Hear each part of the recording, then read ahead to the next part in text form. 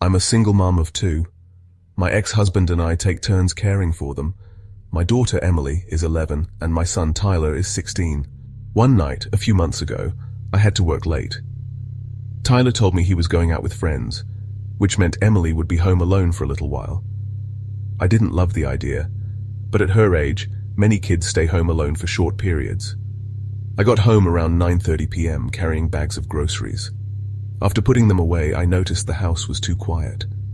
Emily was usually watching TV or playing on her tablet, but the living room was empty. I called her name. No answer. Thinking she was in her room, I went upstairs. That's when I noticed the bathroom light was on, and I could hear the shower running. I knocked. "Emily, time to get out." No answer. I knocked again, harder. Nothing. Then I noticed something strange. The shadow under the door was too big to be hers. My heart started pounding. I tried the doorknob. Locked. My hands were shaking as I forced it open with my fingernail. I pushed the door wide and froze. A soaking wet woman stood in the bathtub, staring at me. Her long, messy hair clung to her face. Her skin looked pale and wrinkled, like she had been in water too long. I gasped and stepped back, my chest tightening. "Who are you?" I shouted. She didn't speak. She just stepped out of the tub, water dripping onto the floor. Then I heard a small sound, a whimper. I turned and saw the closet door cracked open. I rushed over and pulled it wide. Emily was curled up inside, eyes wide with fear. I grabbed her and ran. As we reached the stairs, I glanced back. The woman was standing in the hallway watching us. I locked us in the basement and called the police. Emily, still shaking, told me she'd heard the front door open and thought it was me. But when she saw the woman, soaking wet, slowly walking up the stairs, she hid in the closet. The police arrived fast and searched the house. The front door was unlocked. Tyler had forgotten to lock it when he left. But the woman, she was gone. They never found her. There were no signs of how she got in or out. To this day, I don't know who she was. But now I always double-check the doors.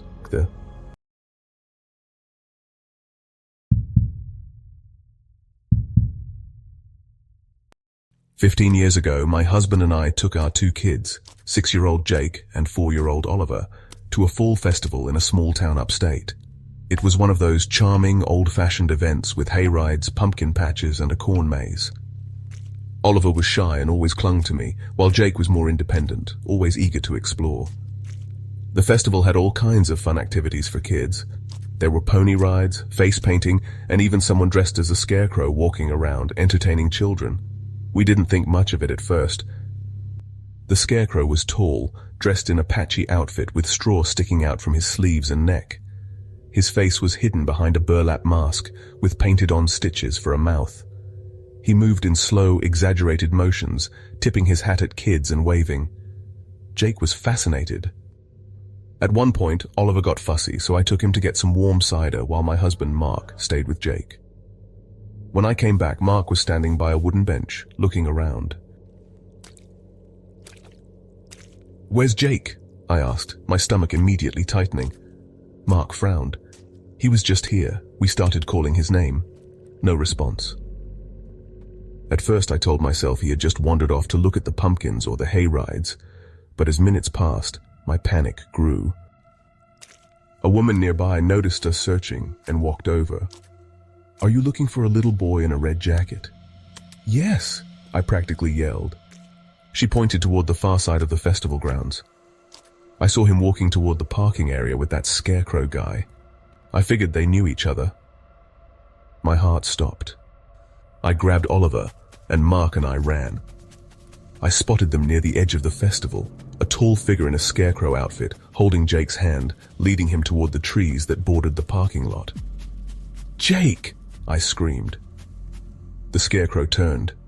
His grip loosened just enough for Jake to pull his hand free. My son, oblivious to what had almost happened, smiled and ran toward me. The scarecrow, realizing he had been caught, took off running toward the trees. Mark sprinted after him, but the man was fast. He disappeared into the woods, gone before anyone could stop him. The festival staff called the police, but the man was never caught. Jake, too young to understand the danger, told us the scarecrow had said he was taking him to a secret part of the festival with special games and prizes. That night, as I lay in bed, all I could think about was how close I had been to losing my son. Now, whenever I go to any kind of festival or event, I keep my kids in arm's reach, because I know just how fast someone can take them away.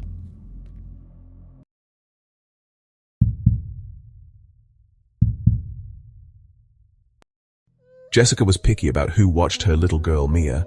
Being a single mom with 2 jobs, she had no choice but to find a daycare. Little Steps Learning Center had great reviews, looked clean, and the lady in charge, Miss Kelly, was all smiles. Everything seemed cool, until Mia started showing up with scratches. Mia was only 3, too little to explain, but when Jessica asked, Mia mumbled, "I was bad." Jessica's stomach twisted. She pushed for details, but Mia clammed up, hugging her stuffed bunny tight. Jessica brought it up to Miss Kelly, who waved it off with a fake smile. "Kids play rough, Mom. It happens." Jessica wanted to believe that. But then came the bruises, big ugly ones on Mia's legs. Jessica snapped pics, stormed into the daycare, and demanded answers. "We haven't seen anything," Miss Kelly said, looking all innocent. "Maybe she falls a lot at home." Jessica wanted to slap the smug off her face, but she held back. Maybe she was overthinking. The drive home was a blur, the hum of tires on wet pavement echoing her racing thoughts. Her gut told her something was off, but she hesitated, second-guessing herself. Then Mia changed. The once chatty kid went quiet. She wet the bed, something she'd never done. Then one night, Mia whispered, "Don't take me back, Mommy, please." Jessica felt sick. "Why, baby?" Mia just shook her head, her little hands shaking. Jessica called in sick and took Mia to the doctor. The doc checked her out, then frowned.